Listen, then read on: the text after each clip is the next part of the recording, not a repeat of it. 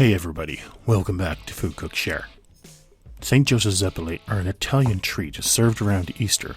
Not surprisingly for me, the first exposure I had to them was from the Cake Boss.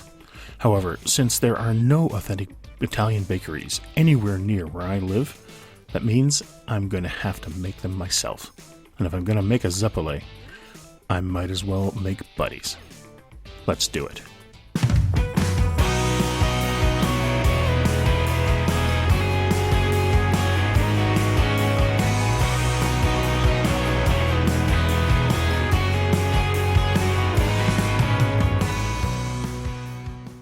Okay, I know that Zeppole are fried pastry like a donut, except it's a petit choux dough, aka cream puff dough. I'm well versed in making cream puffs, but I've never fried them. Time to do some research, and I might as well go to the source. Don't judge, I still use books. Yes, I'm old. Just kidding, I use the internet too. I was an alpha geek back in the day, but anyway. Some of the stuff that I did notice in this recipe is that Buddy uses lard here. But in an appearance that he did on Rachel Ray, he made cream puffs with butter. So that might be a bit of a variant because of his commercial recipes or something else. But anyway, need a different reference because we need some consistency. So I'll have to check from the Culinary Bible, my original tome from which all good things catering came. And if I'm not mistaken, the recipe for cream puffs is on, yep, there it is. It basically said, if I'm not mistaken, now where did it go? Yeah, yep, there it is. Okay, yeah, it used butter, and basically the ratio is 1 flour to 1 part water, 4 eggs, pinch of salt. Yeah, let's see what we can do. Let's start with the filling. For the custard cream, we add 2.5 cups of milk into a medium saucepan, followed by 1 tablespoon of vanilla. Then over onto the stove to heat it up. Next, into 2/3 of a cup of cake flour, we add 1 cup of sugar, followed by 5 extra large egg yolks. We are barely fluffing the egg yolks into the flour-sugar mixture, almost hydrating the flour with the egg yolk. This step is just to protect the egg yolks when they're being incorporated into the hot milk, so they don't scramble. Now pour half of the hot milk over the egg and flour mixture. The milk will start to hydrate the flour, and by stirring gently, it will also break up the clumps that were made by the sugar, flour, and eggs. The stirring will create some gluten to help form the stiffness of our custard, but switching to a whisk will make the mixture become smooth and creamy. Strain the egg mixture back into the remaining milk so that we can finish cooking the custard over heat.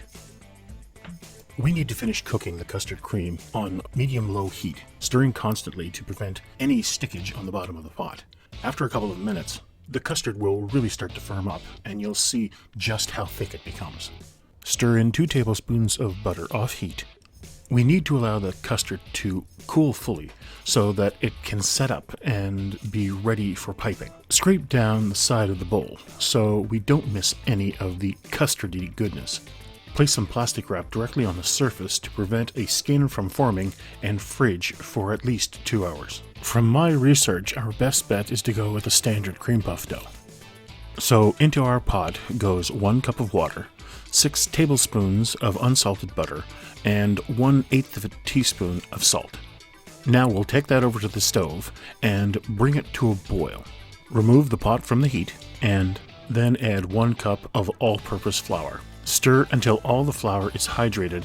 Now return to low heat and cook for 2 to 3 minutes, stirring constantly until a thin film of fond forms at the bottom of the pot. Transferring the dough into a glass bowl will help cool the dough and make it easier to incorporate the 4 eggs. We start with the hand mixer to break up the dough and release some of the steam. Add each egg individually, mixing vigorously after each addition. After each egg is added, the dough will seem very curd-like, but keep mixing, and the dough will eventually blend into a thick, uniform paste, which is perfect for piping. To fill our piping bag, I first fit the end with a star tip. Twist the end closed, then place the bag inside a tall container and fold the top down over the sides. This provides an easier target when loading the bag. If you don't have one, or an equivalent container for your size bag, you can simply grasp the bag by the middle and fold the edges over your hand to fill. Now twist the top of the bag at the level of the dough. Squeeze out the air gap, then tuck under until ready to pipe. Finally, pipe as many rings as you have dough for.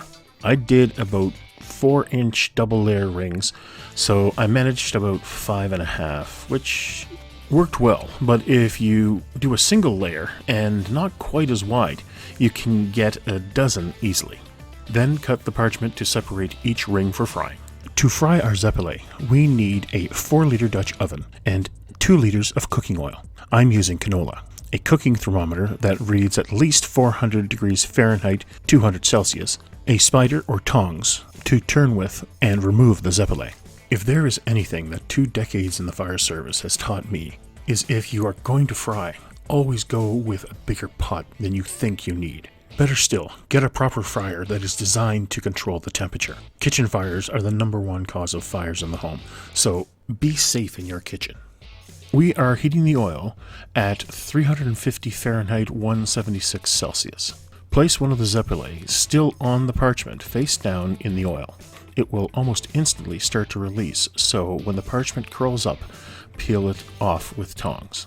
The Zeppole sinks first, but then floats to the top of the oil.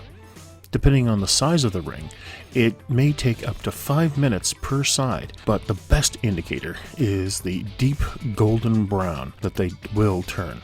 Remove to the wire rack to drain. This pot can fry 2 to 3 depending on their size. Fry all the Zeppole and let cool before filling.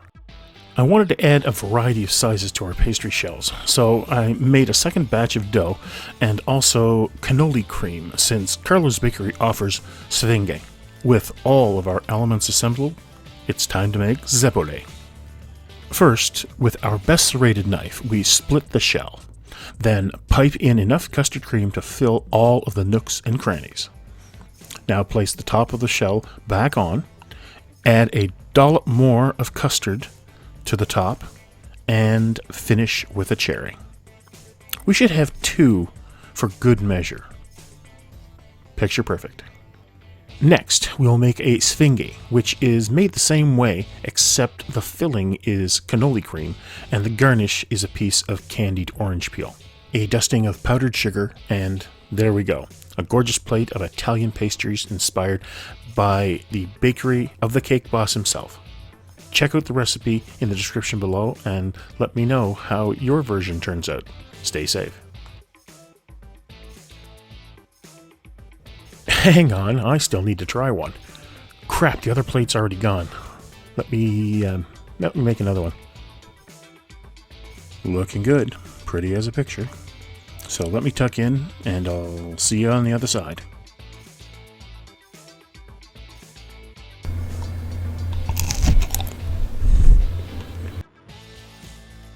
Oh yes, that's amazing. It's everything you want from a pastry. Crispy, sweet, creamy, just the lot. And the added richness of something deep fried. It's like a hand pie had a baby with a Napoleon. I'm going to need a few moments to recover and contemplate life. Thanks for watching.